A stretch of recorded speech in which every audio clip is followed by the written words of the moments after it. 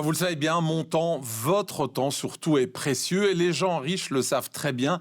La vraie richesse, ce n'est pas l'argent, mais évidemment le temps. C'est d'ailleurs le seul bien qui, une fois qu'il est consommé, ne peut plus être recréé. Le temps, votre temps, il est perdu à jamais. Et pourtant, ce bien précieux, il est encore et toujours dilapidé en réunions inutiles et coûteuses. Et la littérature consacrée aux réunions, elle est infinie. Et d'ailleurs, tout le monde s'en plaint. Et aujourd'hui encore, c'est la plaie principale des entreprises. Mais voilà, je ne sais pas pourquoi, personne n'écoute, personne ne lit les conseils. Et donc, il n'y a rien qui change. Alors, si vous dirigez une entreprise, de grâce, s'il vous plaît, évitez les réunions comme la peste. D'abord parce qu'elles perdent de vue très très rapidement leur objectif initial. Alors la faute à la liberté de parole qui est devenue aujourd'hui synonyme de démocratie. Mais en réalité, c'est quoi? C'est surtout une forme de bordel institutionnalisé. Et d'ailleurs, les bonnes réunions demandent une préparation en amont que, hélas, presque personne ne fait, faute de temps ou de volonté. Alors à quoi bon?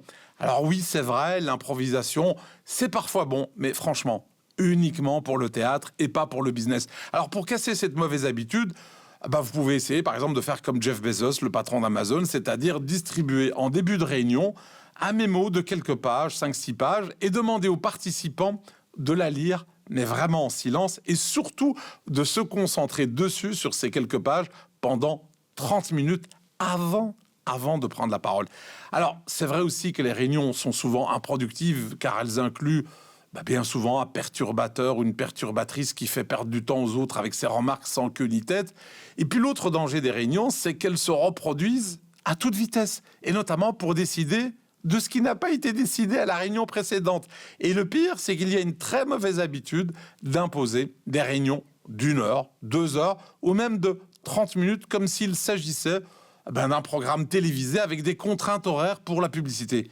Mais pourquoi donc? Ça n'a aucun sens en entreprise. Si une question importante nécessite une réunion, par exemple de 7 minutes, pourquoi ne pas programmer une réunion de juste 7 minutes?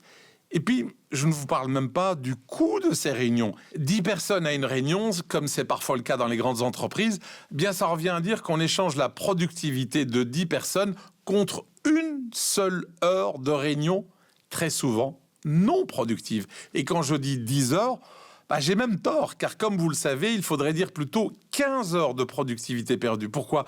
Parce que quand on arrête ce sur quoi on travaille, il faut du temps de cerveau humain pour se replonger dans son dossier, sans compter le temps de déplacement et celui pour revenir à sa place. Et donc oui, parfois les réunions sont incontournables, je le sais, mais faites en sorte qu'elles soient les plus courtes possibles, avec une minuterie implacable s'il faut.